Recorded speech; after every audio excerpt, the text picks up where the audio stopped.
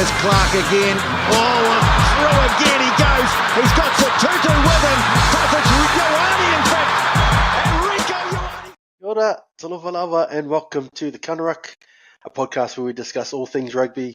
I'm the host of the RUCK, Stacey, so thanks for joining us for another episode. We're joined today by a RUCK regular and a stalwart of the Auckland club rugby scene with Roger. Roger, mate, thanks for jumping on us. Talofa lava. Nice, brother. Samoan Language Week, that's the one. So before we get into it, I'll take care of some of our housekeeping stuff. So check out our website, www.weswesnet.com, and don't forget to click the support us button on the page to keep the content flowing.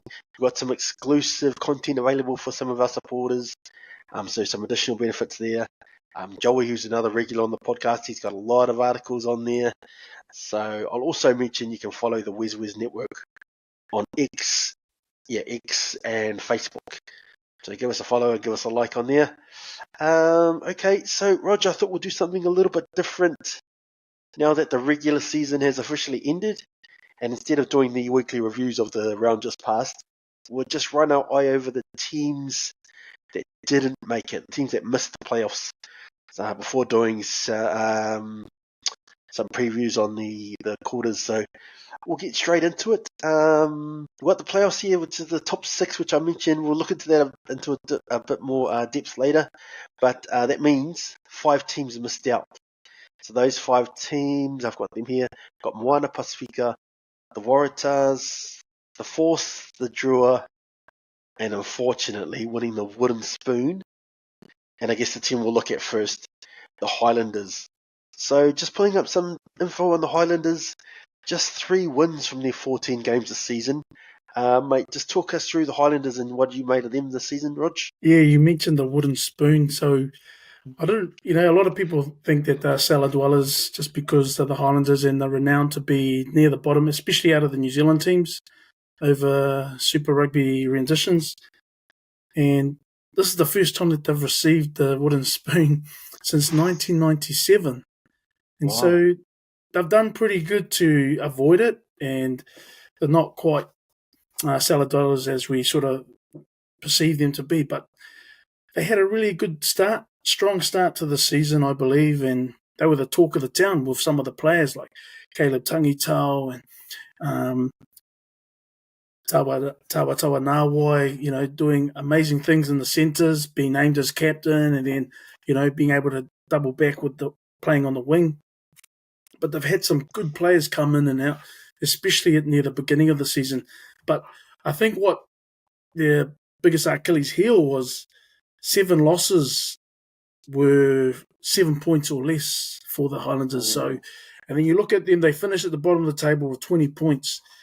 If they could have converted, at least 5 of those losses into wins, it would have been a totally different scenario, and they would have been in contention at least. And coming into the recent week, just before the last week of the regular season, they were only 8 points adrift from the top 6.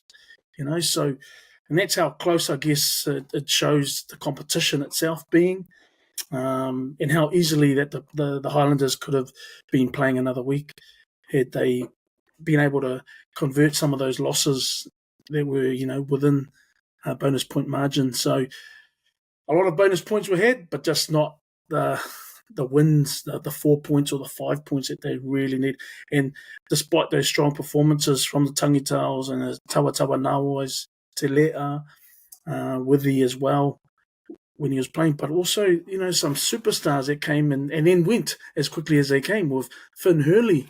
Because, man, when he came in, he announced his arrival at Super Rugby with some blistering pace. And so there was amazing excitement around the Highlanders in the initial parts, and especially with the acquisition of Caleb Tangitau, 7 specialists, not wanted by the Blues, but signed up. And then he was able to enjoy more game time. And then there were other Blues players that had come down, like Sawane Ikena as well at hooker, who suffered an injury to the neck in that last and final match for the Highlanders. So I guess there were just missed opportunities in some of those games to capitalise on. And whether that be from lineouts, goal kicks that went astray, that could have been the difference. But they're there and thereabouts. And like I say, to miss out by 8 points before the regular season, regular week, they could have been the difference. But then I look at their injury list, and it's a long list. And I think it's longer than most of the teams that I've looked at. So they've got Caleb Tangitau, Nikura Broughton, Finn Hurley, Hayden Michaels, AJ Faleafanga, James Ascott, Hugh Renton, Jonah Nakiri, Oliver Haig, Mitch Dunshea, and Tane Robinson. So, some boys in some key positions here. I know Dunshea was playing, and he was really important when he was on as well, and made a massive difference. Tangitau, I'm not sure how long he's going to be out for, but a groin injury. But I think with the first season under the return of Highlander stalwart Jamie Joseph, Otago stalwart, I should say, I think it's promising if they can keep the nucleus of this season's team together. And I know that a lot has been said about the sole All Black that they have and Ethan de Groot in the last couple of weeks, but I think it's important. Regardless of who they've got some young, exciting players, and a lot of players. You talk about the Moana Pasifika franchise, where a lot of players are getting the opportunity to play. I think the Highlanders have always been that as well for New Zealand rugby, where players go down there to get opportunities that they wouldn't necessarily be getting in their respective unions or franchises where they've grown up or played the NPC rugby within those particular franchises. So I believe that once they can get past all the injuries, but obviously a test of their depth, and like a lot of teams have been tested this year is because of the injuries that you obviously get in a competition like Super Pacific. So I think the Highlanders will be back, and if they can start and maintain their performances as they did kick off the Super season this year, I think they'll be in good stead for the next year and beyond. Nice. I think we're on the same page here, Rog, because one thing I was wondering is if there's any light at the end of the tunnel, because they've been languishing. I thought they'd struggle this year, but I didn't think they'd be wooden spooners, to be honest. And you talked about that injury list, which I didn't realise how bad it was. Because I think if you look at the table sort of on the halfway point, they were right in it, the Highlanders, but they had quite a poor end. So I think they lost their last 6 games, and that concealed them to the wooden spoon. But when you look at the injury list of the players that you read out, then you can sort of paint a picture as to why they lost those games. And the Highlanders, they're a team that relies on picking up other players from other franchises and sort of guys with potential who haven't quite had the opportunities, like Tangitau and Jacob Natumaituki Nipkins before that, and these types of players. So there's questions around the depth if they do get those injuries, and I think that list you read out really paints a picture as to what went wrong there. And I agree with you about those losing bonus points. So they were in a lot of games, man. I don't know if they just lack some experience or something in those crucial positions to just ice some of those final moments, because you think, like you said, if they could have turned some of those close losses into wins, who knows? They definitely wouldn't have won the wooden spoon, I'll say that much at least. So it's a tough season for the Highlanders. I'm just looking at some of these stats here. So they had the most meters gained, second for defenders beaten, but last for tries scored. So I think that sort of, maybe that experience or inexperience potentially in crucial positions to just ice some of those moments, because they had the field position. They were beating a lot of guys. Tangitau was right up there with tacklers beaten and all those types of stats. Just couldn't quite turn all those opportunities into tries. So that's good that you mentioned some of the positives out of it as well. But just one thing I wanted to ask you. I was listening to some other guys talk, but Tava Nawai has been the toast of the town lately. I think he was the only Highlander named in the Team of the Year. He was third overall in the Player of the Year votes. which is significant for a guy who's in the bottom team, to be fair. But, I mean, have you got any love for him for the All Blacks squad? I know he's been talked about. Are you looking at him? Do you think he might be in there? To add to their one All Black, maybe getting two in there? It's a long shot. It's a long shot for Timothy but I believe he's done enough to, be part of the conversation. When you're up against some of the, are we picking him as a centre or are we picking him, does he come into the equation as a outside back, as a winger? I always felt that when he was playing for Moana Pasifika in a few seasons, he was quicker back then, I felt. But I think he's built for that centre position now, midfield around the 12 or 13, and, strong over the ball in those rucks to be able to, to win some of those turnovers that he's been renowned to do this year. As a midfielder, he's in the conversation. As a winger, however, probably not. I don't think he's got the out-and-out pace that's required of an outside back. But he's got the strength, that strong defence in the middle as well, and not afraid to shoot up and try and halt offence. But, I'd include him in the conversation. New Zealand 15 maybe, but not quite sure about All Blacks. Yeah, at the start, I was like, of course he's going to get in. He's been outstanding. But I think, if you really think about it, they're probably going to pick four midfielders. So I think, Rieko Ioane, I think he's getting in. I know that he cops a lot of shit. I don't know why. I'm a Blues fan. I think he's awesome. I think Proctor will get in. I think Geordie Barrett on a sabbatical, I think, will get in. So that's three right there. There's one more spot. You haven't David even talked Havili, about Anton Leonard-Brown or Quinty Paia. But then, who was Umanga Jensen on the week? Oh, bro, he was awesome. He's another one, that you could play midfield or outside. So you got so many to contend with, and that's as good as Tawa Nawa has been throughout the season for the Highlanders.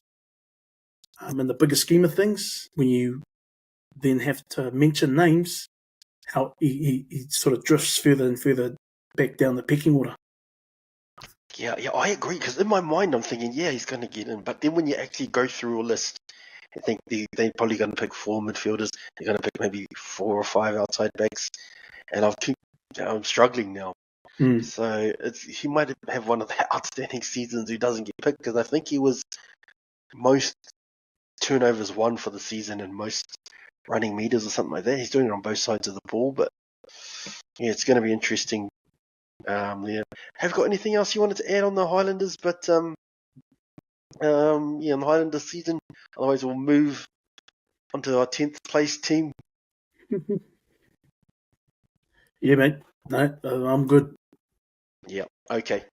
All right. That was the Highlanders. So like I mentioned, in 10th spot was the Fijian Drua.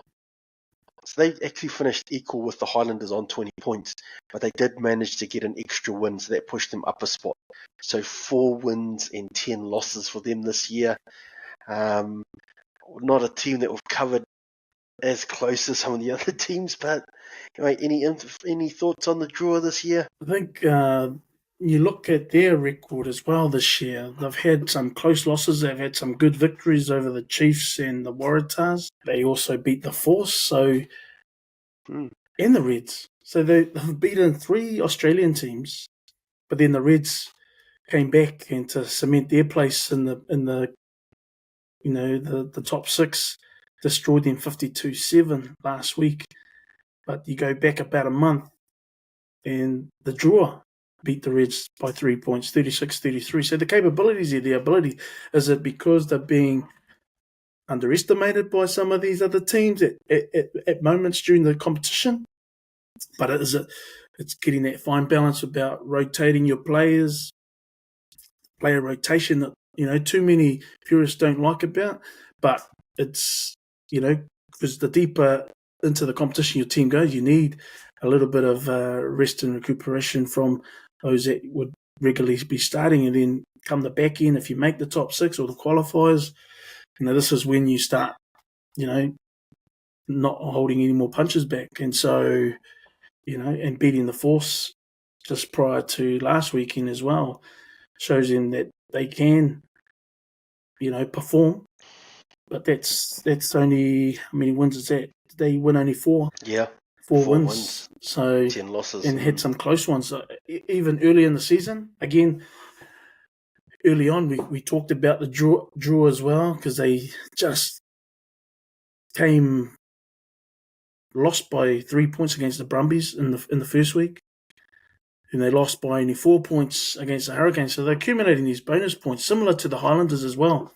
Lost again to the Waratahs by 5, and then have a victory against the Chiefs. So they were improving, and then they get some paid dividends there against the Chiefs. But then again, the Brumbies brought them back down to earth with 38-21 when they're in the Force, destroying them 52-15 after that. And then they come up against the Crusaders, 31-14 they lose. And that was 3 in a row. Then the Highlanders beat them 43-20. So it's really hard to gauge, especially when the Highlanders and the Drua are the bottom 2. But, there's moments throughout the competition where some of these teams are performing to their potential or above, better than expected. Or is it the way, that weighing up of the balance of who do you start for your respective teams, and do you rest some of your key players but then that's a gamble, and then you come up against a draw and you could get undone. To where the Waratahs, because had the Waratahs won that game a few weeks, about 6 weeks ago, that could have been the difference for them making it, and they wouldn't have had to depend on that game at their last regular season game against the Blues on the weekend. So, could that game have been the undoing of the Waratahs season when they lost 28-14 to the Drua? But then again, Pacific teams and Moana Pasifika and the Drua were, it was coming to a head when they were to play off each other. How the competition's geared is they don't play each other twice, but there's obviously some of the teams, and I think the Drua played all the Australian teams twice, but not necessarily all the New Zealand-based teams. So is it a real true reflection? Should it have been 2 full round robin? Could have been maybe that would have been better. Would it mean for a longer season? But is it the fairness of it? Who knows? I guess it's the luck of the draw at times, and you just got to try and put your best foot forward. The draw had a few moments of adversity early on as well. There was a lot to be said and reported about their transportation not being up to par when they played the Hurricanes earlier in the season down in Hawke's Bay. And so a lot of those, moments sort of galvanise a team, and there's been glimpses of draw as we have seen in the previous year when they did make the playoffs, and it was top 8 then. And so they've been there, done it. And like Moana, they've got a massive following. And when they play at home in Fiji, they're crazy about their team and the draw. So they're a good representation, and I think it's a much-needed representation for Pacific Rugby. And so the draw should hold their heads up high, and I know they'll be back. Probably low on resources compared to some of the other franchises, but I think it's the learnings of what they need to rectify and to improve on at this level of Super Rugby. And I guess that's the big challenge, with resources and player management as well. But excitement factor, they've got some huge key players right across the board, and their hooker got named in that Pacific Team of the Year as well. Yeah, that hooker, he's been one of your best for a bit. So yeah, good shout out there on him making the Team of the Year. So I think since their inception, he's probably been their best player. Tavita Kaniveri. But yeah, I'm just looking at some of these stats here on the website. So second to last for tries, the draw. second to last for offloads. So when you think about who the Drua have been, they've been renowned for that attacking flair. So those numbers don't really show that. And then, some of these other stats, last for tackles won, last for lineouts. So, if they haven't got that flair and that much vaunted attack isn't there, they don't have the defence or that set piece structure, as you can see from these lineout stats, to hold.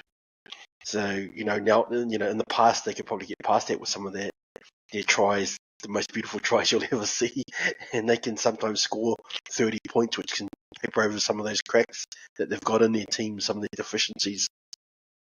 We take their flair out, and like I said, second to last for tries, second last for offloads. Yeah, the rest of the game's just not there. So I feel for them this season. They'll be disappointed with that season, considering, like you mentioned earlier, they've made the playoffs before. They probably would have backed themselves to get there again. Just wasn't to be. I'm not sure what happened there, but I remember when we did our preview, Joey brought this up about their record. Playing the Drua in Fiji, they're really difficult to beat, but away, they're pretty poor, and that played out.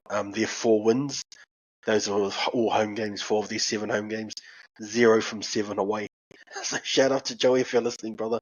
That was your out of the tape at the start of the season, and that's panned out. So yeah, that's been the story of the Drua so far, which was unfortunate for them because I like watching them play. They play a normally quite a beautiful style of rugby, as you can expect watching these Fijian type teams. So if there's nothing else, mate, we'll move forward on to the Force. So the Force came in 9th. 4 wins, 1 draw, and 9 losses. So that draw pushed them up a spot over the Drua. So, mate, have you got any thoughts on the Force, on their season? Another team we didn't really follow that close, but I know we've got one listener. One listener I definitely know that we've got out of Western Australia. Who listens. So, any thoughts on the Force? Did you want me to go first, and I'll give you time to think about something? You go. Yeah, I'm just looking at some of their stuff. So they were quite similar to the Highlanders in a lot of ways. So, like I mentioned, when we were talking about the Highlanders, around halfway point, the Highlanders were right in it, and so were the Force. Their last 6 games, again, they had a draw and 5 losses, and that's why they plummeted to 9th, because I'm pretty sure they were in the top 4, around halfway, so that they were pushing themselves to make that playoff spot. Again, I'll have to look at the injuries, because I couldn't figure out what went wrong with the Highlanders earlier on until you mentioned the injuries, which is why they plummeted down. But yeah, 1 draw and 5 losses in their last 6 games. Looking at some of their stats, poor discipline, 11 yellow cards. That was the most in the whole competition. So, step number 1, if you want to get some wins, get 15 players on the field and keep them on. So I'm sure you can attest to that, Roger, being a recipient of multiple cards yourself. But never received one in my life. Some of these other stats, last for carries. So they just haven't got those ball runners. Second to last for meters. And on a positive side, second for lineouts. And last for scrum. So I suppose a mixed set piece. They did have one of the guys who sort of shot up there in their team of the year. They got a lock in there, which says, obviously they were second for lineouts, so maybe that was it. They actually got 3 guys in the team of the year, which is out of it for a team that's finishing 9th. So that tells me that they've got some guns there, but maybe not the depth across the whole squad. And maybe there were some injuries there that really cost them at the business end of the season. So, unfortunate capitulation for them. When we did our preview, I had them winning the wooden spoon. So maybe 9th, from where I sit at least. I think that's a good effort for them. But, mate, the Force, any thoughts on the Force? I think with the injuries, I don't know how much it played into it, but I don't think they had it. No, don't have any injuries here on them.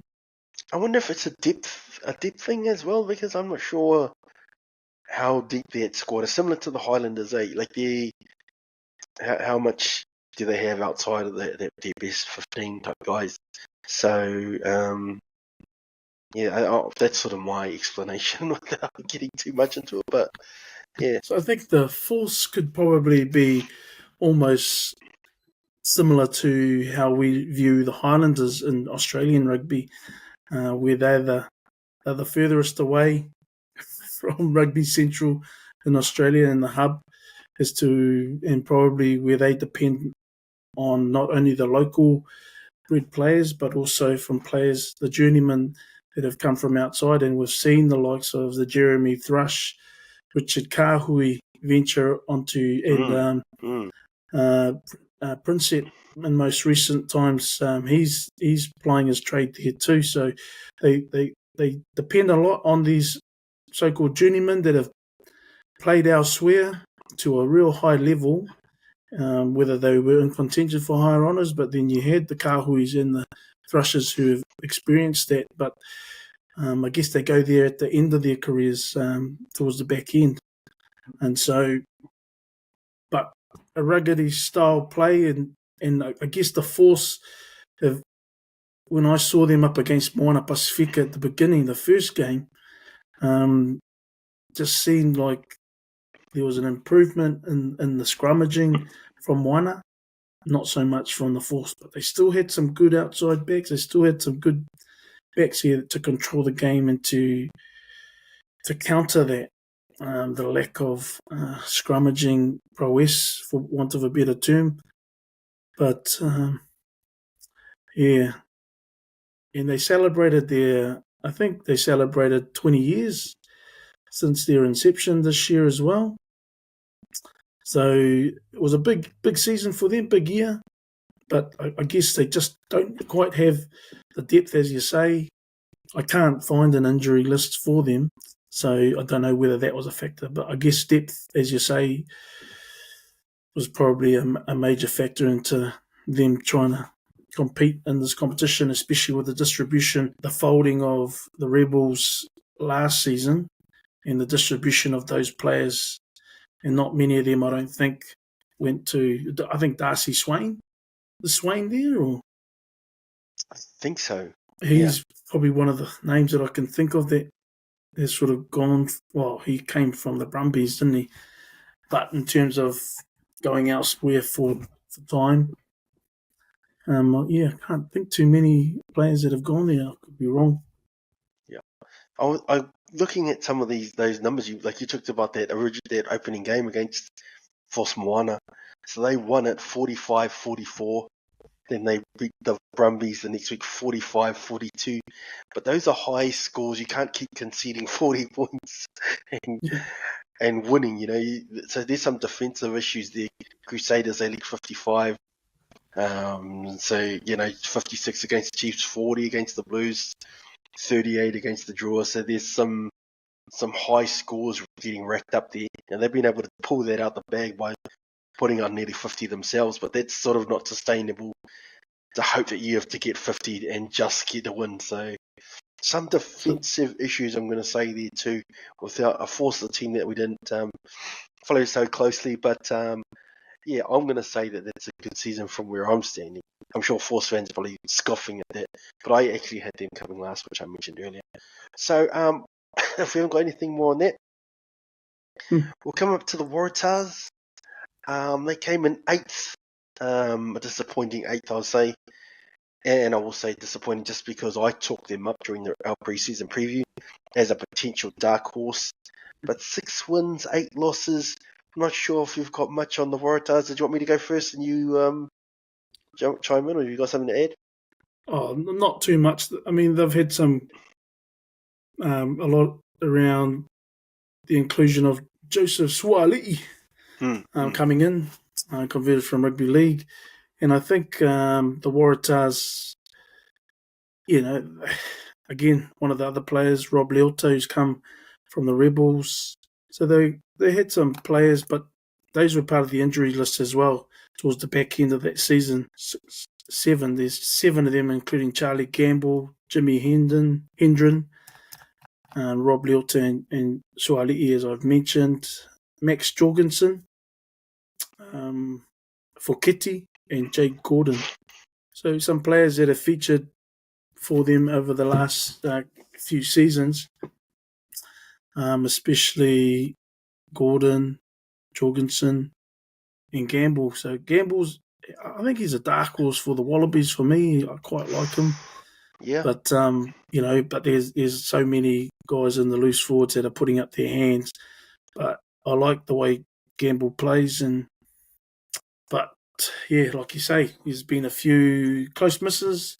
They sort of fall down. They don't really score too many tries, so they're third from bottom in terms of the try scoring department. So yeah, I thought and with that being said, they're just the bottom another with meters gained too. So poor end. Either yeah, another poor sorry. end. I'm not sure if this is a common theme or what, but I'm just looking at the end of these seasons.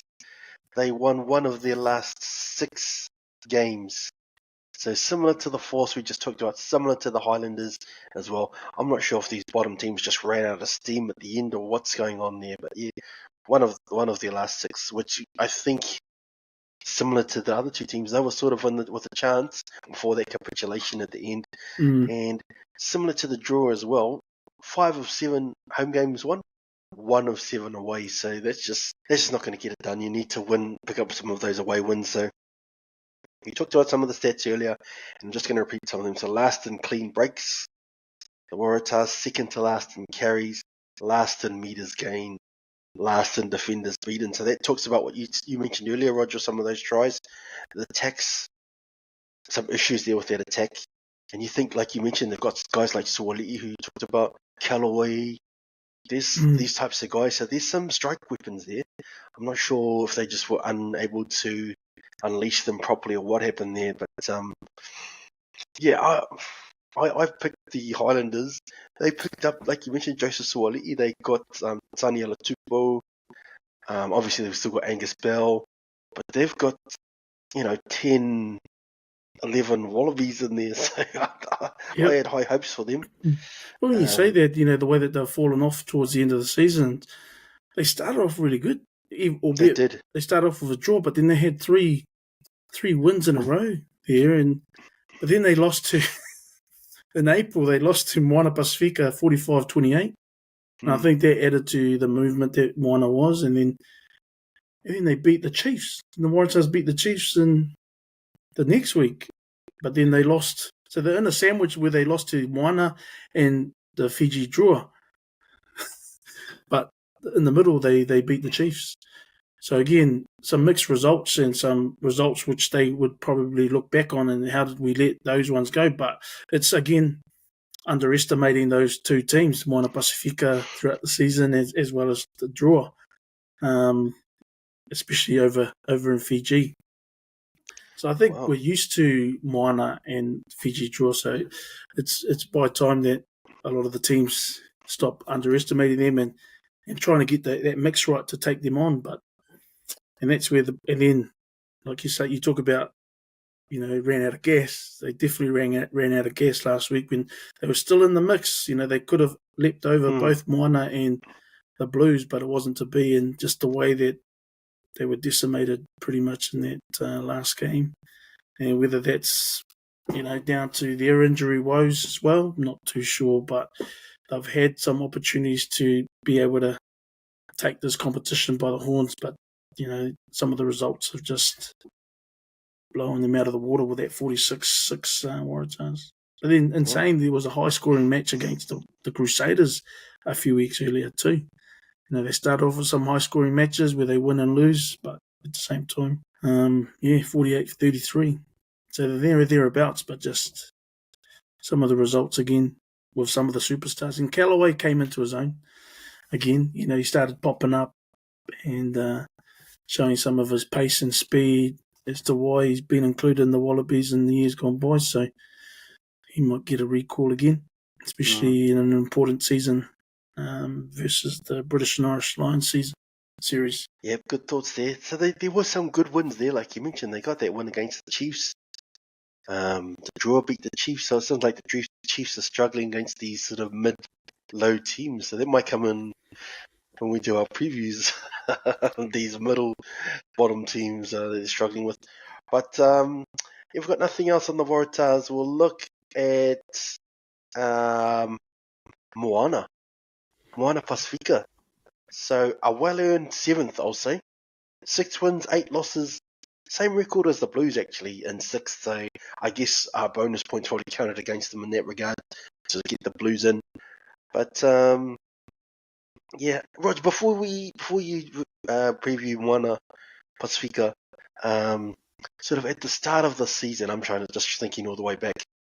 You know, if you told me that they were going to finish 7th, I would have said, yeah, excellent, take it.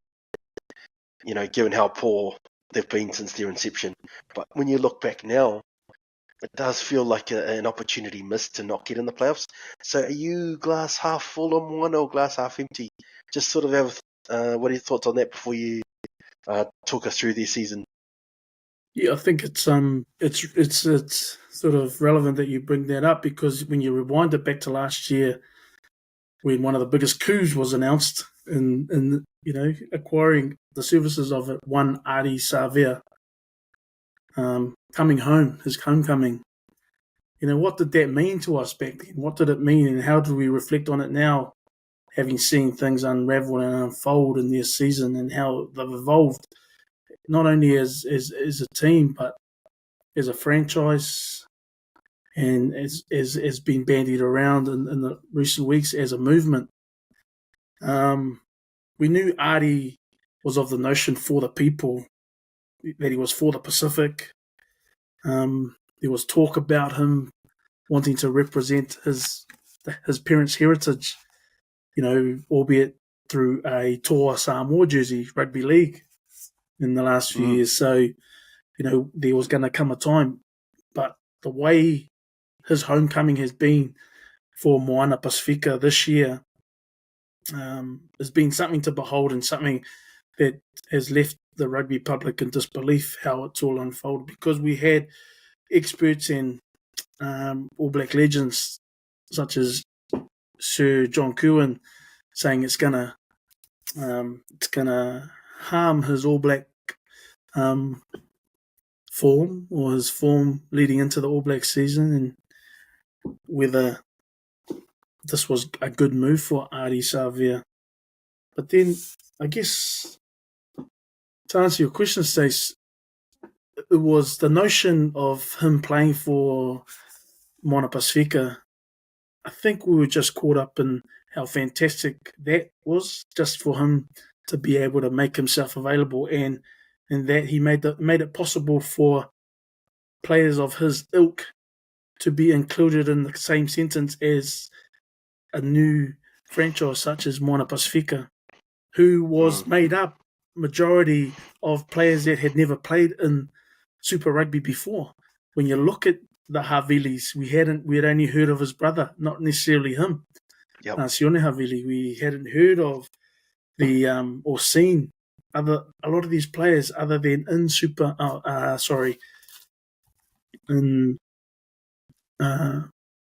in NPC games, or even some of them had played international rugby before even playing Super for Galetahi or Manu Samoa and Fiji. So how was this Ardie Savea meant to impact the franchise, Moana Pasifika?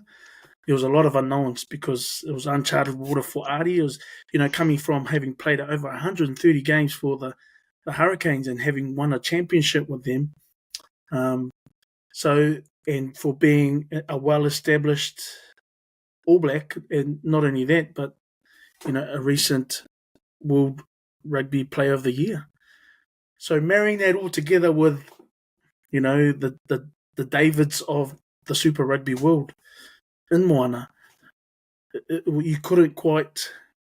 It was just something that you just had to see for it to, see it before your eyes, unravel before your eyes, to find ourselves where we are today and understanding what it was all about, because we couldn't quite grasp it. Great move, great coup, but and some of these boys had albeit 2 or 3 since Moana Pasifika's inception.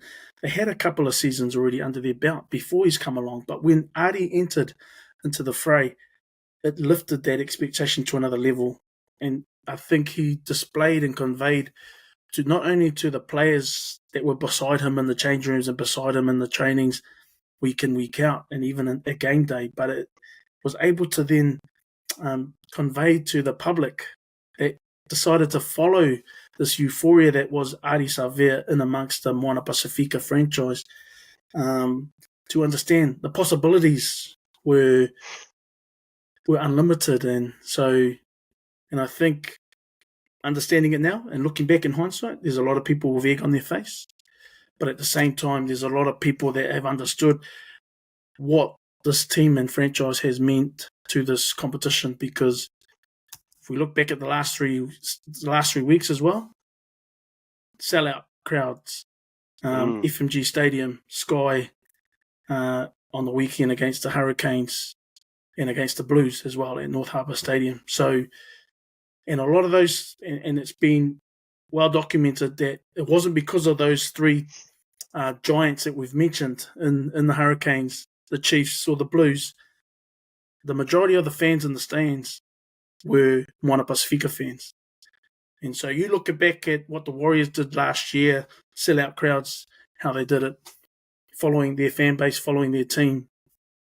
Within quick succession, and within a year of Ardie's inclusion, Moana Pasifika fans have filled North Harbour Stadium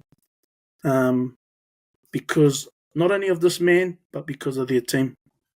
And it's something to behold and something to be thankful for, to be able to witness in this sort of landscape, because they're, a lot of these boys have never experienced it, but to experience it shoulder to shoulder with an Ardie Savea is exceptional and inspirational for them. Nice, it's interesting you brought up that JK comment to JK. Well, I love JK. He's one of my all-time favorite All Blacks, but gee, he was a little bit off. But let's just talk about that with Ardie, because he was the best player all year. He won the player of the competition. But how do you think he will actually go for the All Blacks? Because when I think about what John Kerwin was saying, he was sort of worried that him playing for a Gaia team will affect his form for the All Blacks. He might carry that through. And that's obviously not true.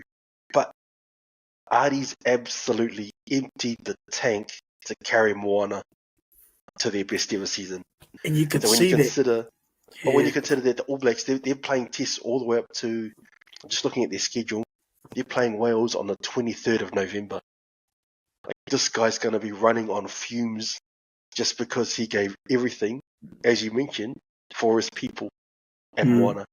So, I don't know, I'm wondering if maybe JK, he might have come to the correct conclusion with the incorrect hypothesis in some ways, because I don't know how Ardie's going to carry an All Black season after everything he's done to carry Moana. So, any issues there on your side? Do you think there might be?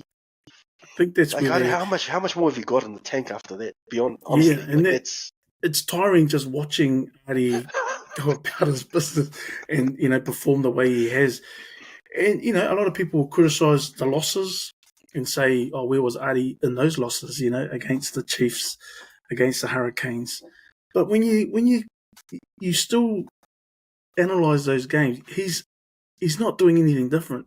He's probably not as effective, or they've been able to eliminate him enough to keep him out of, real important moments in those games. So, and it's knowing that what Ardie's going to bring when he does bring it. It doesn't mean that Duplessis Karifi's just going to sit back on his laurels and just let him do it. No, he's going to come to the fore and compete with that. Similarly, Tawatawa Nawai, when he came up against Ardie Savea, they were clashing. Ardie was trying to put him in his place, and I'm the king of the turnover. But, Tawatawa Nawai's got a point to prove, not only to Ardie, but to selectors in higher honours. So, but then he's trying to do his best for his team. But I think, it's how you manage him from here. He's going to have at least a few weeks off here, obviously not playing in the next in the playoff rounds, and then from the time that the All Blacks get named, moving into the the June tests against the French. How much of an inclusion does Ardie get there? Is he our number 7? Is he our number 8? Where does he fit in that mould, in and around everybody else that's going to come into the conversation? But like you say, he's played, a lot of minutes in the Super competition so far, but I think there's a lot, because of the weight of expectation that's been on him as well. There's the emotional fatigue as well. And, so I'm hoping that they understand that. He operates at such a high level that you have to be real careful as how they manage him leading into these tests in June and then towards the end of the season, end of the year tour as well. But do you give him another sabbatical? He played in Japan not long ago. Or has he spent that? And maybe, just ease him back into Super Rugby next year. But knowing Ardie Savea, he wants to be there as much as possible for Moana. But then how much does the All Blacks have a say in his inclusion in the Moana Pasifika franchise in those games next year as well? But after seeing that, you'd think he needs some sort of management plan and around, and they probably already do, as to how much he does from here and the upcoming tests against the French.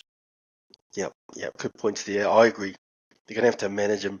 And that emotional is a point that you made is a great point because, obviously the All Blacks, they're supreme athletes. He's physically fit. I'm sure that he can manage his body through the workload, but with a bit of rest here and there. But the emotional toll, I think that'll be harder to get past.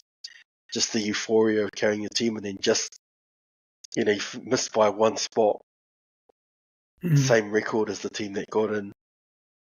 And I will say that game against the Blues, even though that's my team, I was proud of Ardie, man. That's the best I've ever seen anyone play against my team, man. Shakti single-handedly killed us, man. That's one of the best single performances I've ever seen. So shout out there. I will also say, I know this has turned into a lot to do with Ardie, and fair enough. He has been the main talking point and the main reason why they've had their best ever season. But I thought Miracle at 6, he was outstanding as well. Playing off the back of what Ardie did. So he didn't get in the team of the year. I would have considered him. I understand that's not how it works because they did the team of the year based on the player of the year standings. So, but I just thought, he had an outstanding season. So I'll give him a special shout out there. And Moana is turning into my second favourite team. So if the Blues, I'm proud the Blues they made it. If they didn't, then I would have wanted Moana to make it. Definitely. So, congrats to Ardie. You've changed me, mate. I didn't really like Moana that much before, even though I'm Polynesian.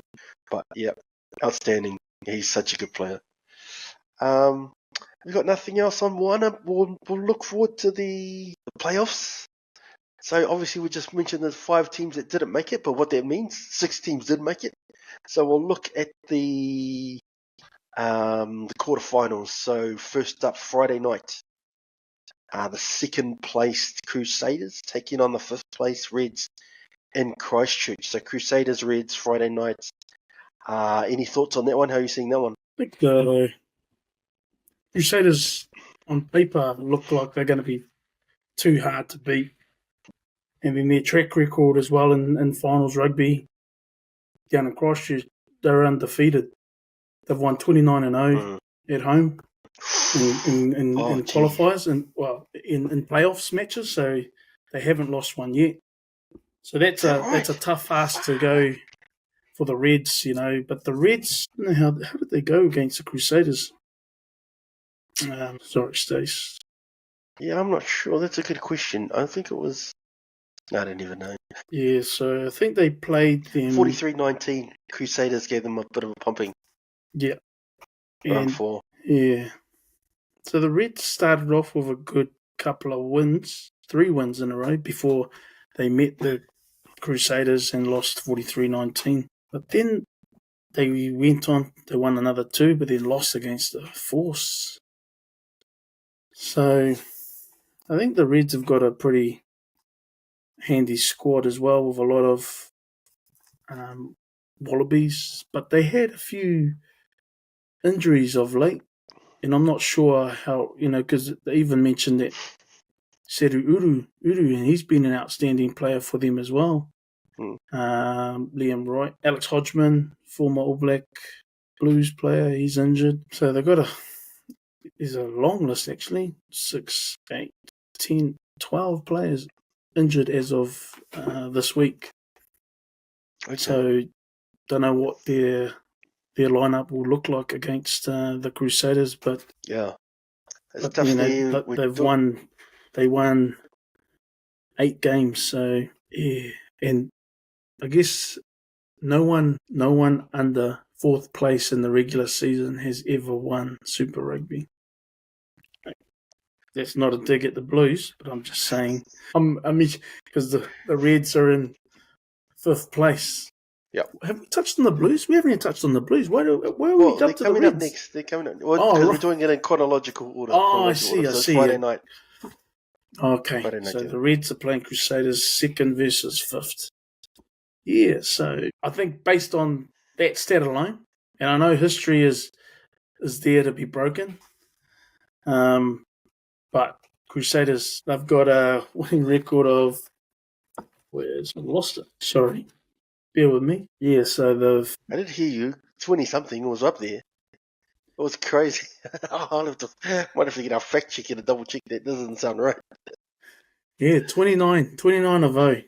They've won. Yeah. Yes. Okay. Well, playoff games. So that's including quarterfinals right through. So 29 and 0 since what? 96. 96. Oh, never okay. lost. Shucks. Never lost a playoff game, and at home. At home. So you look at the titles that they've won, and they've won 50% of their titles. They've won when they were lower than the first seed team. So they're not the first seed team here in the playoffs here.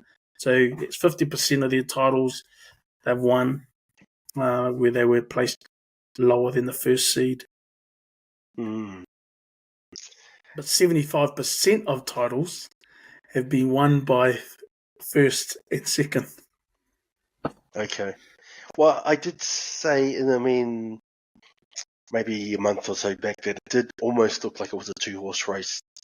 And though I think we've seen the emergence of some teams, which we'll probably touch on a little bit later.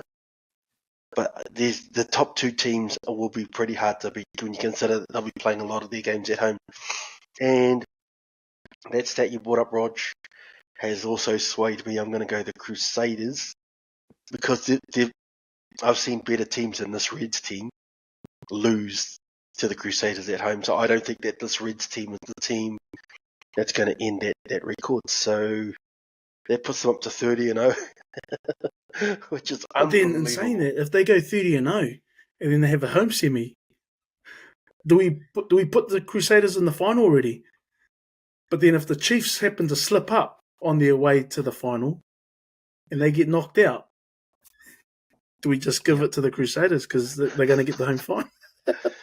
No, it's hypothetical. Anyway. Yeah. But then going back to how the Crusaders have got there, given that they're going to have a home semi as well, I mean, the difference it would have made for the Brumbies missing out. We go back to that knock-on that was missed. And as a Crusader fan, they'd say, no, it wasn't a knock-on. It definitely went back. But when you look at it, you'd think it was worth a look. Worth looking back from the bunker. If the TMOs missed it, obviously the referees missed it. There was something audible about it's come off his foot, his leg. So as far as what the referee had seen, it come off Sevu's foot or leg. So not deemed a knock-on. But when you look back at it in the replays that have been shown over the last week, and Morgan Turanui was livid over this, and he didn't pull any punches in saying that it's cost the Brumbies. Obviously, it's cost the Brumbies the game, cost the Brumbies a home semi-final, and it completely changes the makeup of this competition. That's quite quite emotive from Turanui to be saying that, but I think that's the importance of home turf advantage, and that's what the Crusaders have the luxury of now. The Chiefs have that luxury as well, and then going into semi-final, and not only from a revenue point of view as to what Geo Stadium could have made from having not only next week's quarterfinal versus the Hurricanes, but what could have been thereafter. Because if they finish second and they drop that game, you still get a home semi-final if the Chiefs don't lose. So there's all these sort of suggestions that ruling, and we've seen multiple throughout the competition. And I know Saleh, avid listener, and sometimes appears on the panel, is he's not shy to pull any punches on referees and the officials missing a lot of things, and saying that in the Blues also, because they pulled back that Satutu, the try that the Blues scored a few weeks ago, but they pulled it back, and it seemed like it was way back beyond 3 phases, and yet because Satutu knocked it on around the halfway, that try was disallowed. So it's those kinds of instances. So if they're able to stop that, and then they stopped the Moana Pasifika one as well, when Lalomilo stepped on the line. That's and he tapped the ball back in. Yes. And the Moana Pasifika try was taken back as well, was discarded because of him stepping on the line. But that was the argument, and they were able to stop play and stop the time. And even the referees were confused because it was all audible for everyone to listen to, and they're staring at the big screen for a good 5-10 minutes trying to get this right. And Ardie Savea is questioning protocols and procedures, yet they're deeming that was the right call in the end to make, after all of that conjecture that Lalomilo, because he was on the foot, his foot was on the line, that try was pulled back as well. So it's these kinds of moments. If they had all that time to be able to stop play and disallow that try for Moana Pasifika and the Blues, why didn't they? Did this warrant a look? Because it's made a difference in terms of how the Brumbies, go about this playoff and how they navigate that playoff. Not only the revenue that could have been gained from the stadium in a home semi-final, but, finishing second is a massive difference to where they've finished off now. Finishing third. Yeah, good points there. I mean, Morgan Turanui, whatever you think of him, he's got a point. That one knock-on was the difference between second and third. So the Brumbies would have ended up playing the Reds, and they've got the Reds number. Like their record against the Reds in recent time, they've basically owned them. So you would think, based on the previous form, playing at home against the Reds, they would have got to next week, played a semi at home against whoever. And Brumbies at home is tough. Like Crusaders at home is tough, Chiefs at home will be tough. But this is the importance of getting those top spots, just for that reason you mentioned.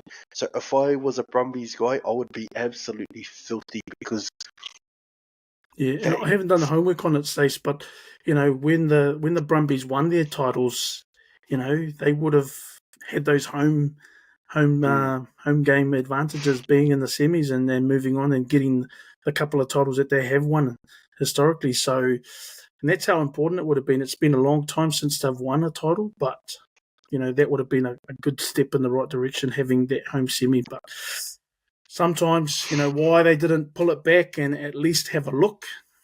Everyone, and you can see the the touch judge officials right there in line with it. But then I guess, when do they step in?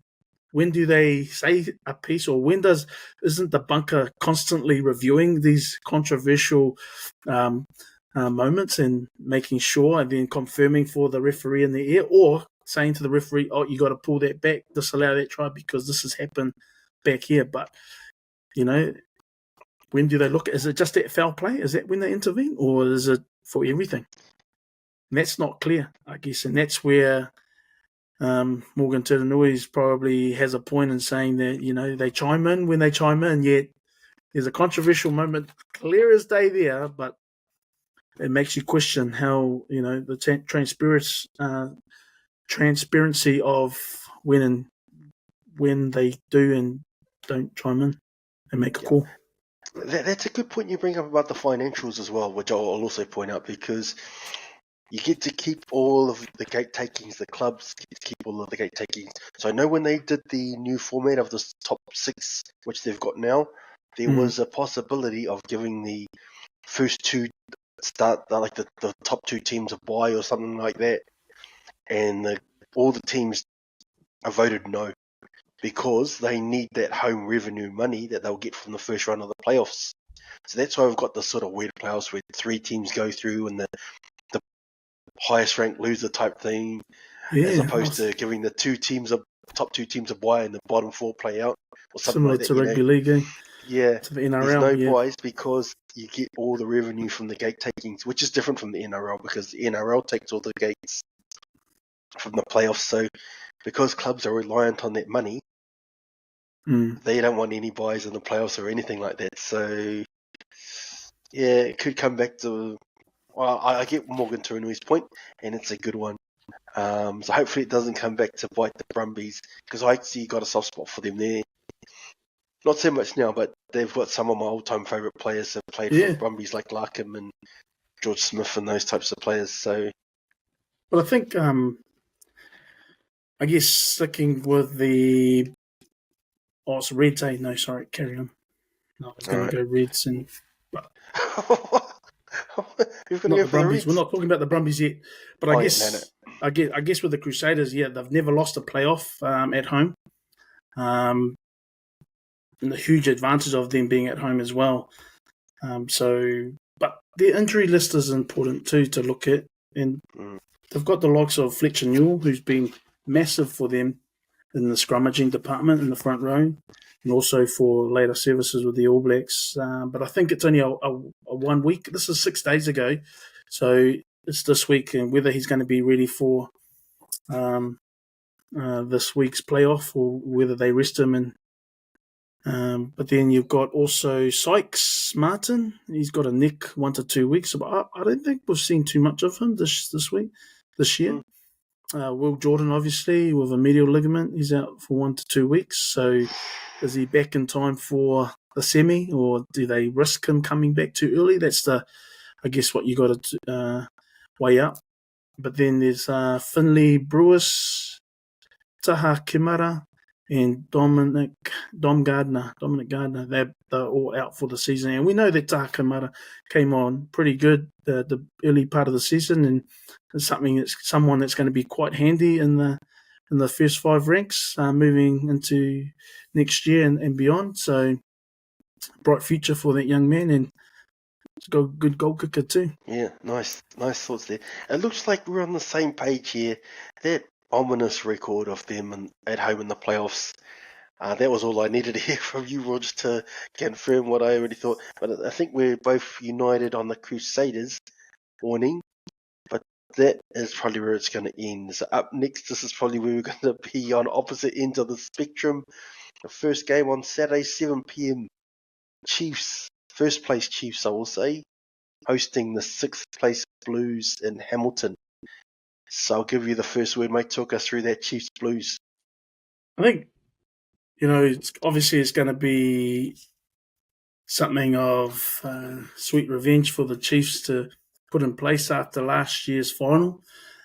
But the Blues were a different beast last year, I believe, leading into the final playoffs, and even right up into the final. Their forwards and their structured play, their set piece was just hard to counter, and they were just really strong in the ruck and maul areas and the clean-outs in the ruck area. They fancied a competition in there, and not many teams were able to push them off their own ruck ball. And I think they're just finding that confidence in having disposed of the Waratahs last week. It's great to see them being able to play in open play. Great to see Caleb Clark have a bit of space, because he's dangerous on the fly and a lot of freedom of space to burn. And even AJ Lamb, from the get-go, I believed he was a midfielder. They've, experimented putting him onto the wing, given there were some injuries or suspensions with Mark Telea, so they've had to bring him back out. So the great versatility of an AJ Lamb, able to play in either of those roles. So, but he's been massive for them in the midfield. And Rieko Ioane, I think he had a bit of a drought in terms of scoring tries, and then he gets 3 on the weekend against the Waratahs, and those 3 tries, signal him. Is he going to be able to get one more on Doug Hallett's Blues record, Super Rugby tries?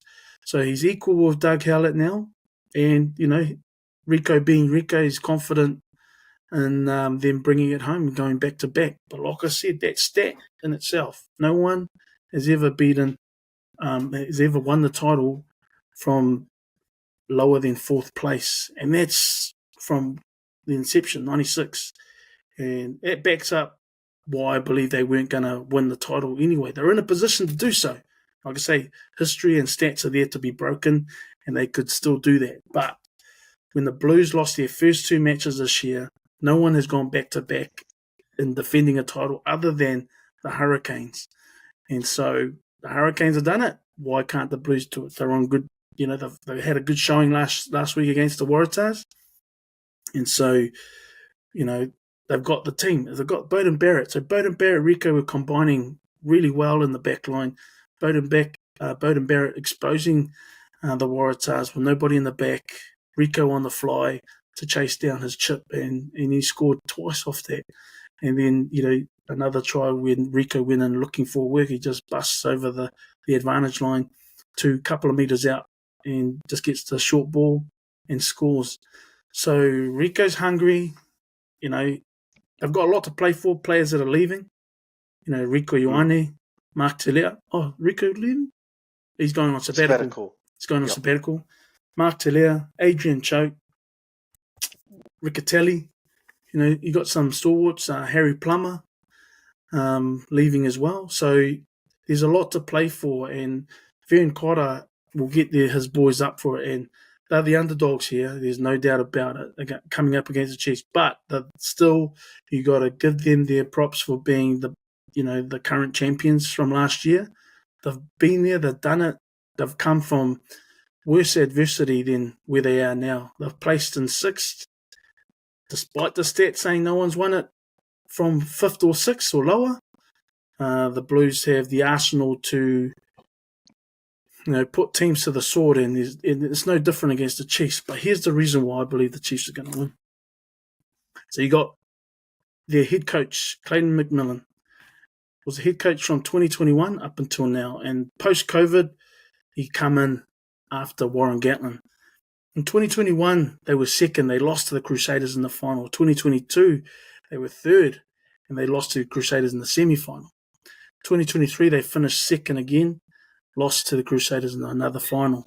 And then obviously we know what happened with the Blues last year. They finished 4th last year, and they lost to the Blues in the final at Eden Park. So they've been consistently good, and they've been consistently involved in playoffs since 2012. With the likes of Clayton McMillan leaving, you've got Aiden Ross leaving as well, and he's played 99 games for the Chiefs. He's, if he plays this week, he's going to be yet another Centurion amongst the current Centurions of Anton Leonard-Brown. He's played 123 games. Takiaho's played 103. D-Mac, 136. So you've got all this experience that's been a core part of McMillan's tenure. Then you've got the experience of some of the other guys who have played around 40 and 50 games. You got George Dwyer on 50, Luke Jacobson's 89, Ollie Norris 64, Tupova 70, Naitoa Akoi 74 caps. Sami Beni Finau, when he's on fire, he's coming in at 58. You got Bradley Slater, who's played 67 times. Quinn Tupaia, 61. Etienne Nanae Seturo, despite being injured, 61 as well. Sean Stevenson's another recent Centurion. He's leaving. So you got all these boys leaving. And like I said, the consistency of the Chiefs, despite no title since 2012. Oh, so all those players you mentioned haven't won anything. They've been consistently there. They've been there. They're And falling short every year, so come on. And, when they had Brad Weber there, you had guys like Cortez Ratima, who's sitting on 55 caps, Xavier Rowe on 43 caps, Te Toiroa Tahuriorangi on 55, You got all this experience, and I believe that this is the year that they're going to capitalise and take the title because of being the core part of that contingency in McMillan's tenure. And so they're going to be hard to beat. But they've got an injury list as well. 2, 4. Emoni Narawa is a massive one. He's out. Is he out? Manaki Selby, he was out as of a week ago. So I'm not sure what it'll be like now. Manaki Selby Rickett. Anton Leonard-Brown, collarbone issue. We know that he snapped his collarbone. Is he going to be back in time for playoffs? Sione Ahio, ankle. Rameka Pohipi, a knee season-ending injury as well. So they've got a lot of players that could come back. Te Toiroa Tahuriorangi, they mentioned, he's injured with a shoulder. But the depth of the team, that experience that I've mentioned, it's going to be too much. It's going to be too much for the Blues this week, and I believe that the Blues are, they're ruining. They'll be suffering because of some of the losses that they've had over the season in terms of injuries as well. Ofa Tungapasi is a massive one for them, shoring up the scrummaging department and the work in the forwards. But Cam Christie, injured thumb. Stephen Perofeta, and he's he's injured with a leg injury. Cam Suafor, who's, he's got medical reasons as to why he's out for the season, and thoughts and prayers are with him as he dealing with his medical issues that he's suffering from. And Sam Derry, recent All Black, he's out with a shoulder injury. Can the current team with the strike weapon that they have in Mark Telea, I just haven't seen enough from Mark this year. He hasn't been, as being able to finish off a lot of his tries and not moving as freely as possible. Still a slippery customer and hard to contain. But I believe that the names that I've mentioned with the Chiefs, Damien McKenzie there right at the forefront, because in broken play, if they play too much, because it'll be a different beast to what the Waratahs presented. The Waratahs, they already clocked out before half-time. And so they won't be able to play as freely as what they did against the... But you could see what the Blues could do when they're on the front foot. But in broken play, Cortez Ratima, we've seen him in broken play. He's amazing. And then you got D-Mac to guide him through. They support each other. Sean Stevenson as well. Whoever's kicking it forward, the other one's always running in that inside channel. You always got someone coming up. And we're seeing Rona as well do well when he sort of playing as well. So it doesn't matter who they put on. There's so much experience on and off on that bench. Who do they put all the All Blacks at the, because Takiaho's been coming off the bench to Slater. Does he get a start? Does he warrant a start in this do-or-die match? Well, but then I think what the Blues have got up their sleeve is that the pressure of playing do-or-die. When you know that even if the Chiefs lose, and it could be to their hindrance, they know they've got a trump card up their sleeve. If they lose, they still get a home semi. And so that could, do they take a little bit off in terms of the pressure for themselves? Let's actually, I just want to touch on that point because I don't know if that's how it works, but if it does, why don't you just play the B team? Why risk an injury? You're going to get a home semi regardless. Get a home semi. So just play the B team and then get a home semi next week and then play the A's then and then try and win the last 2 weeks. Because imagine if you won, you get a home semi either way, but someone crucial gets injured.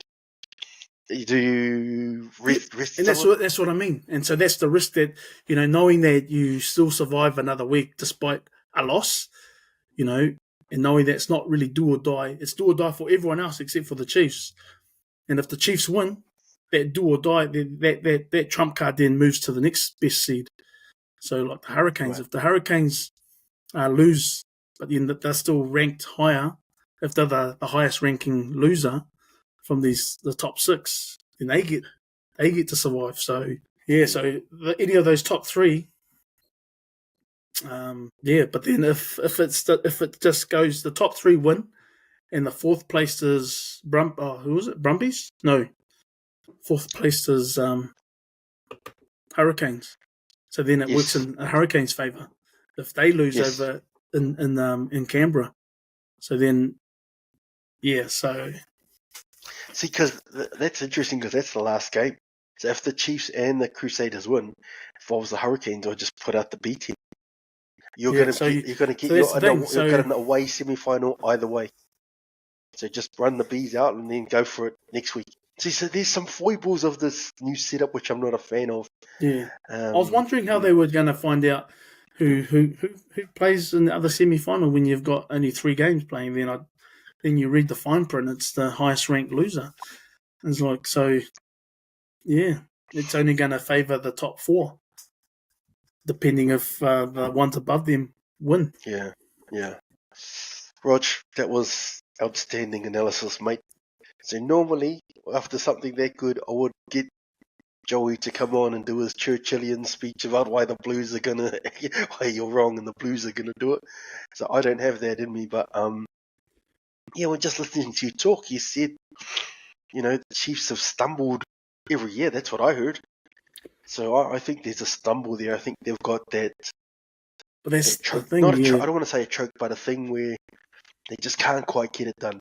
Now maybe they will move further on in the comp. But that worries. What doesn't worry me, it actually excites me as a Blues fan because I think that there's a fragility there. You talked about some of those injuries. So Puihipi's out, Anton Leonard-Brown's out, Kuntupai got a concussion. Yeah. So we're doing this podcast before the teams are named. Yeah. But there's some midfield issues potentially, especially if Tupaia has an overcome his concussion, which I'm not sure what the rules are from rugby. But in NRL, he would have a mandatory stand down. And that's where our best guy is AJ Lamb, who's probably been close to our best player all year, and Rieko Ioane getting 3 tries. There's some punch there through the midfield. If Nara was out, they add some issues on that 3-quarter line there, which has traditionally been one of the Blues' strengths when you think we've got 2 All Black wingers, All Black midfielder. So obviously we haven't seen the team namings, but I have concerns about that Chiefs midfield if Quintu Paia is ruled out with concussion, which he should be. He should be. I'm Does he be pass an clutching his straws a HIA? little bit. He's passed his HIA. I'll have to check. He was out. He was out cold. So Yeah, that should be a mandatory. He was doing a thumbs up before the game was finished, though. It's a nice massive shiner, but yeah, You're right, and that's where their depth will be tested in that midfield, and whether Daniel Rona comes into the midfield, and surely. do they risk? But who else? Yeah, and do they risk bringing Anton Leonard-Brown 1 week too soon? Because like you say, they could entertain the fact they don't have to. They get another week for his recovery because they get a home semi regardless. So that's the luxury they have.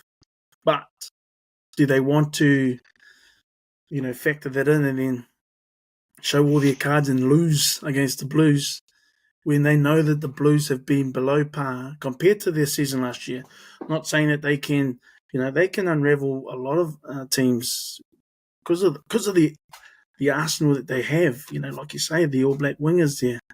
And you got Bowden Barrett coming into form, getting more regular that game matchup time. there, Bowden against D-Mac, that'll be worth a watch right there. Just those two. That's the All Black first 5 trial potentially right there. So good shout out there. And just it'll be awesome to see how Rieko backs up a performance like he had last week, against a hot Chiefs team. And whoever they bring in, I know that they're going to have their hands full trying to contain AJ Lamb and Rieko Ioane. 2 All Blacks. There's a lot of All Blacks throughout this this quarter final.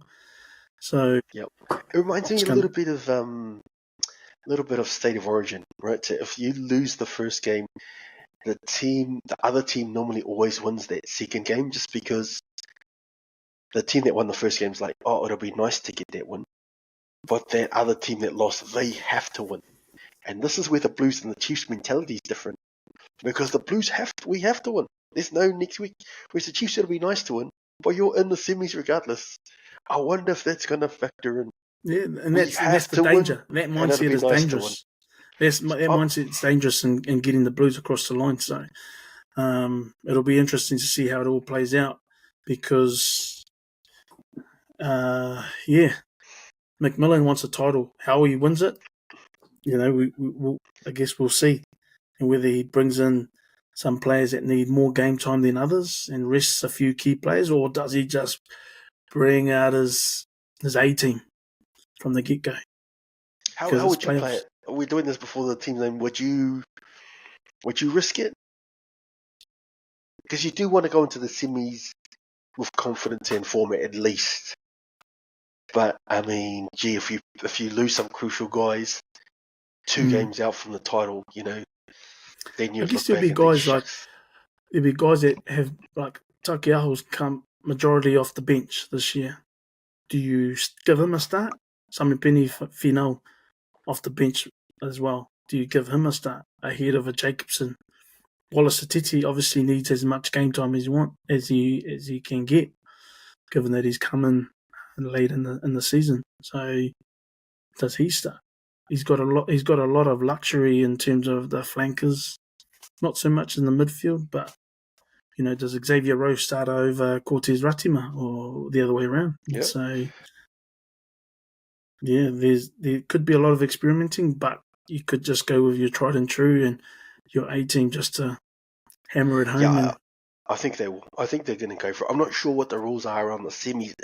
If you lose in week 1, if you still hold that number 1 seed or what, because that might mean the Chiefs will come in as the highest ranked loser. No, you do. You lose. You lose one. Go down 1 seed, one placing. So if they lose, so that's still a home semi. Still a home semi, drop from first to second. Yeah, they become the 2nd seed. Yeah, if they lose. So there is something. There's something there. Yeah. So similarly, if the Crusaders lose and the Chiefs win, then the Crusaders they go down to 3rd, and then that'll factor where they go in the semis, being 3rd seed. Okay. Interesting. Obviously, I think we're going to stick with our teams, but I do think the Blues have to win. I have questions about the midfield, so we are doing this podcast before the teams are named, and I think there's an opportunity for them to go after them. And I think AJ Lamb, to me, I don't think he was the official player of the year for the Blues. Josh Fusatua was the official player of the year, but AJ Lamb, to me, has been our best player. Rico Ioane 3 tries last week. If we can get at this potential B-grade midfield, our wings, who haven't shown it, to be fair, on reputation, are elite. There's some opportunities there for us to take. So I am going to take the Blues and upset, and the Chiefs to get another week. I'm picking the Blues. Are you confident Chiefs at home? I'm confident the Chiefs, A team or B team, they'll put it. not B team, mate. Put the Blues to the sword. Yeah. And then both teams from the 09 are out. There's only one team in the 09. I'm with Hoskins on that. There's only one team. All right, we'll look at this last quarter final. So this one might be one of the closest ones, one of the hardest ones to pick. So this is the 3rd place Brumbies at home against the 4th place Hurricanes. So talk us through that one. How you seen that one? The Brumbies, man, I think that their lineup is so good. I think it's the back 3 for me. That Corey Toole, Andy Muirhead, and Tom Wright are safe under the high ball, but amazing on the fly when they're running from the back. They're dangerous out wide. And there was one try just on the weekend that they produced. There were 2 tries that really stood out, and it was the Ikitau try when quick hands from the backs from a ruck, I believe, but then Valentini tips off a real quick pass to Ikitau on the burst and scores a try against the Crusaders. And Ikitau's been strong, man. He's been strong and powerful in the midfield for the Brumbies all year, and I think he's an integral part of the Wallabies' success. And especially with the upcoming British and Irish Lions tour, he's going to be in the thick of it. and probably their mainstay in the centres. But someone that can play 12, 13 and then add a push out wide. But he's got good speed, good distribution, but knows when to pick the gap, and that try spelled that loud and clear. But then there was a try that came when the Brumbies were grinding their way down 14 points, 28-14 at this stage, and David Feliwai produced a really great pass off the ground. He was on the ground, quick pass up to Tom Wright on the fly, and he dissects the back line, heaps of space to move, passes it out to Corey Toole, then Corey Toole signals to Muirhead to come on the inside, holds up the defenders enough to give Muirhead the space and scores an amazing try. And they've been doing that. Corey Toole's speed from his sevens exploits is the speed that you can't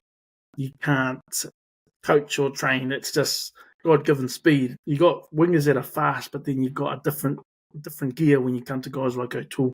And I remember seeing that in the Sherwin Stowers, the young Sherwin Stowers back in the day for the Sevens as well as for the Blues. But yeah, when they were coming back from a 14-point deficit with less than 10 minutes to go in that game, the Brumbies showed why they deserved to be in that position, to be able to score tries there, and against the Crusaders outfit that are hot as well, and coming into playoffs, they're unbeatable. So that's how important that game was. But Lule Seal kicking 5 out of 5 in that game is going to be crucial going into playoffs. So against the Hurricanes, they've got to be on their mark. So giving any penalties away, Lule Seal's going to kick them over. So that's, and the impact that the bench have. Larkin really rates his bench. And last week they had guys like Lachlan Lonergan, Rhys Van Nick, Lachlan Shaw, Luke Reimer. Luke Reimer, I reckon, is underrated in Australian rugby, but he's been coming off the bench as well. He's had a few rare starts for them this year, but he's going to be coming in there to add impact in the flanks. Harrison Goddard, Sapford, and Declan Meredith. And then in saying that, their injury list of Alan Alatoa, Tavita Alatini, Charlie Cale with a lower back injury, Blake Shoup ruptured his Achilles, so he's out for the season, and Austin Anderson, who has a jaw fracture. So, in the Brumbies, they've now lost two. They've lost 2 in a row against New Zealand teams after that Hurricanes loss. So they'll be looking at trying to get one over the Hurricanes. And the Hurricanes are hot. They're hot on attack at the moment with du Plessis, and especially after the decimation that they put through Moana Pasifika last week. Peter Talakai, du Plessis, Karifi, even Tyrell Lomax had an outstanding game up front, as well as Tosi. What's his name? Did I say his name right? Yeah, Patelisio Tosi. Patelisio Tosi. So, and then Numia, the prop, man, he's mobile. He seems like he's bigger, but he's more mobile than most loose head props. So he's going to be hard to stop. And they've done so well with trying to get to this point in the competition, and so they're going to be hard to stop. But I think the Brumbies have got, if they stick with the guys that they've got with James Slipper and Fiao Fotuaika, who scored their first try against the Crusaders last week. But you got Rob Valentini, Rory Scott, Tom Hooper. So, mate, they've still got some good players here, and Ryan Lonergan at 9, Lule Seal, and then that back three that I mentioned. And it'll be interesting to see if they stick with David Feliwai and to partner Len Ikitau in the midfield. But there's some names here that we don't know too many of, but when you've got Nick Frost, Tom Hooper in the engine room with Fiao Fotuaika, who's a bit of a journeyman for me, I don't think he's played international rugby for a wee while, but they picked him up this year and he's provided some, he's gone good for them, especially coming up with James Slipper, who's one of their most experienced. He'll be clocking up probably to be one of the most capped Wallabies as well, and Super Rugby Australians. So it's going to be a tough contest, but I think the firepower that the Hurricanes bring in terms of their loose forward trio. Asafo's injured. Sorry, Ooh, Asafo's out. that's significant. I didn't know that.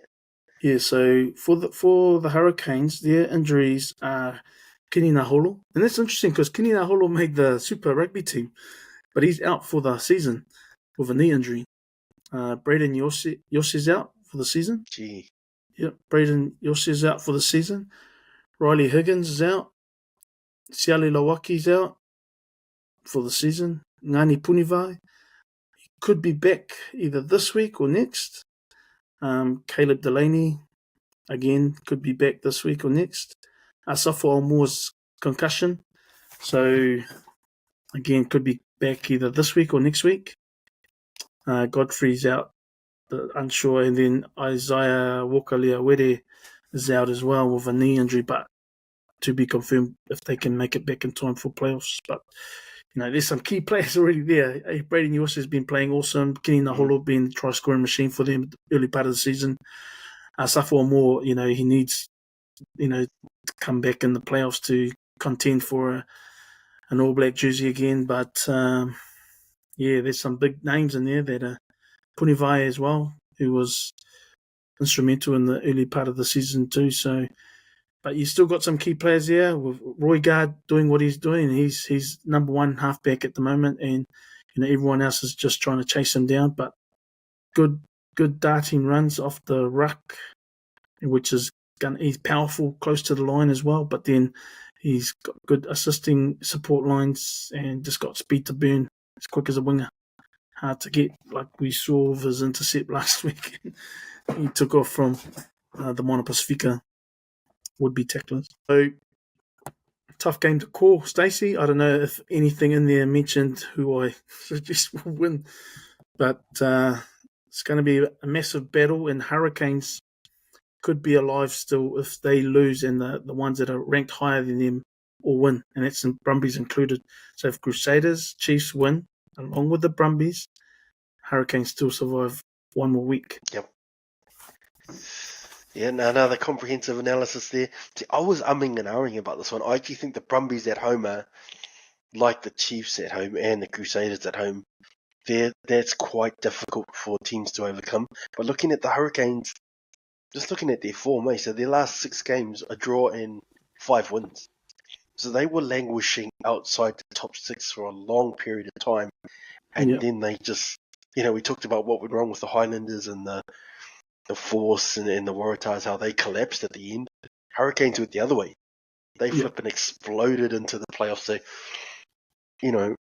that comes back to what Morgan Turinui was talking about before, because that's probably the team outside the top 3 you wouldn't want to play, the Hurricanes. They played their way into they're probably the form team in the comp as it stands now. So, what's swaying it for me is that injury list you gave me. Alan Ala'alatoa is probably the only one from the Brumbies that I see who would be in the starting 23. And you look at the Hurricanes, Walker-Leawere, Asafo Almoa, Kini Naholo, and there was another guy there who was like a probably in their top 23 guys. Yeah, Asafo Almoa. These are crucial guys for their mates. It's just... Obviously, we're doing this before the team is named, which I keep on saying, but we are. With the information we have, with those guys out, Brumbies at home, I'm leaning towards the Brumbies now. Even though the Hurricanes have been red hot, I will say, I would hate to.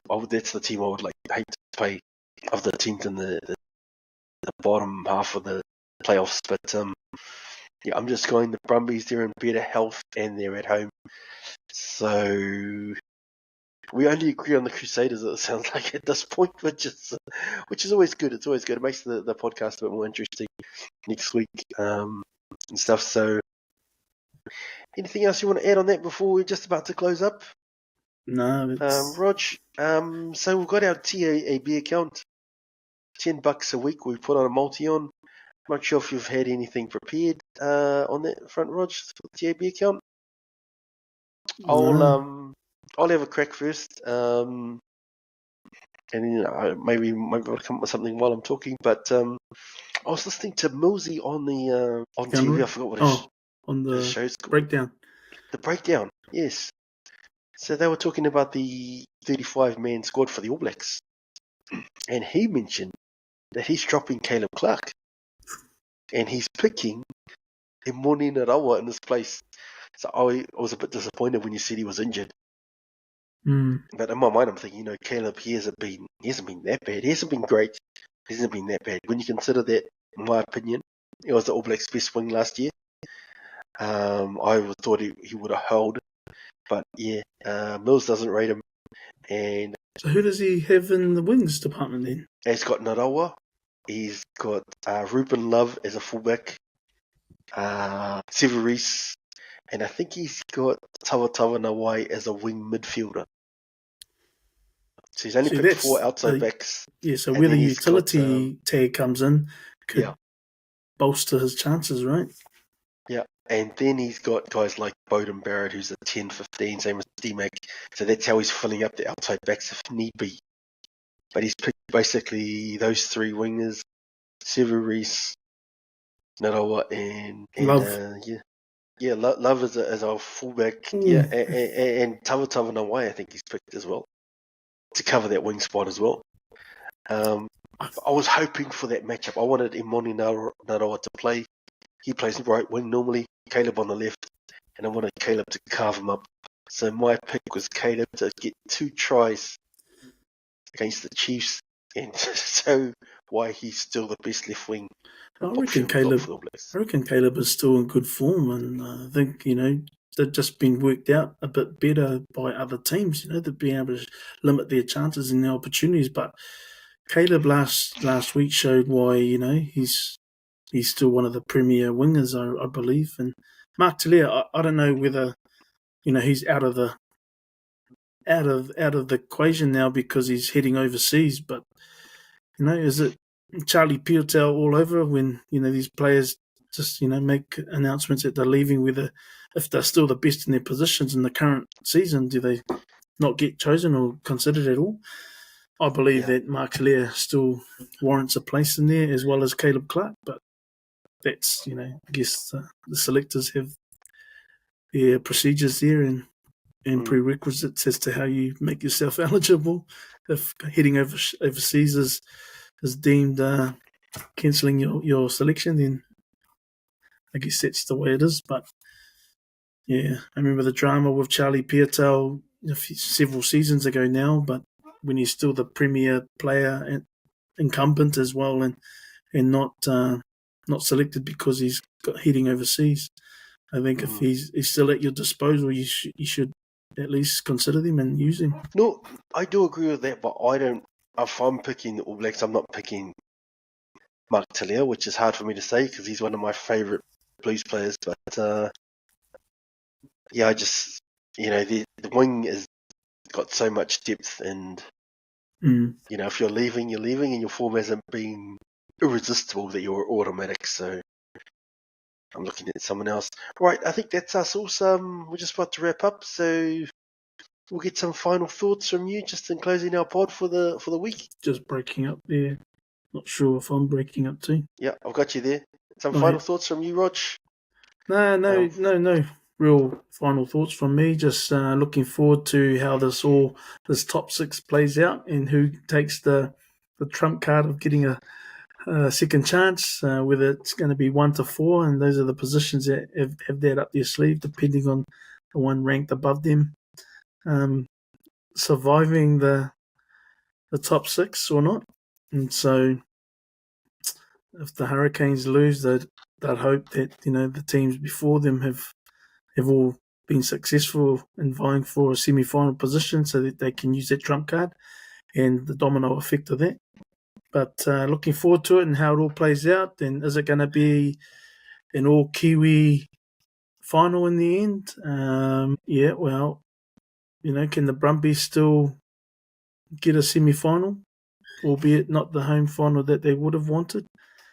But facing the Crusaders anywhere is a daunting task. But at home, with a 29-0 record, it's almost an uphill battle. And so, but like I said, history and stats aside, it's there to be broken. And I think the competition has now come to that spearhead point where it's anyone's for the taking. And the Chiefs have put themselves in a very good position in finishing first. But like I said, we've consistently been there. We just haven't been able to bring home the big prize for a long time. So the Blues have got everything to do to prove all the naysayers wrong, and in terms of being able to do back to back. But like I said from the start, nail in the coffin was there after round 3. Oh, forgot about that. Yes, good point. Good point. We'll have to bring that up again, revisit that, depending on how things play out. Yeah, nice, Rog. Yeah, just for myself, I guess I'll say this: without a doubt, this has been the best season of Super Rugby since South Africa left. I think in 2020. So it's good to see the club competition make strides to being the great competition that it used to be. And I think that's really important because the NRL, I keep saying, going back to this, the NRL, they've seen record TV viewerships. The Warriors, they've sold out, they're selling out all their home games. So there was a real chance of the NRL and the Warriors becoming sort of the biggest club competition over here in New Zealand. And that would be unimaginable in a rugby mad country like we got here. So there's still a lot of work to go to win back the rugby public, in my opinion, particularly at this level, the Super Rugby level and the NPC level. I think the All Blacks level is still okay, but the crowd numbers and attendance numbers have been on the up. So that's encouraging. Also, I will give the powers that be their flowers to the execs and all the rest of it. So I don't normally do that. They've added a couple of key things, which I think is a couple of extra features which I think is important, and they were long overdue. So they've got the Player of the Year award, they've got a proper Team of the Year award, they've got the Fantasy Super Rugby Up competition, which, those are long overdue. The NRL and a lot of other codes around the world are doing that for years. So, well done to them for making those moves. Even better late than never, I guess. But what it does makes me feel more optimistic about the future of rugby in New Zealand and Australia going forward, particularly at that level, like I mentioned. I think the international game's still okay, but I was really worried about the future of Super Rugby, and I'm still worried about the NPC, but I'm optimistic now. So I'll say that Counter Ruck is available through the usual podcast platforms, Spotify, Apple Podcasts, YouTube, others which I escape my mind at the moment. So keep listening and don't forget to click the subscribe button. Rog, thanks for jumping on the pod and sharing your rugby knowledge and your comprehensive analysis as usual. And also thanks to Cams who does our editing. So cheers everyone, we'll be back again next week. Go the Blues. More language. Yep. Thanks.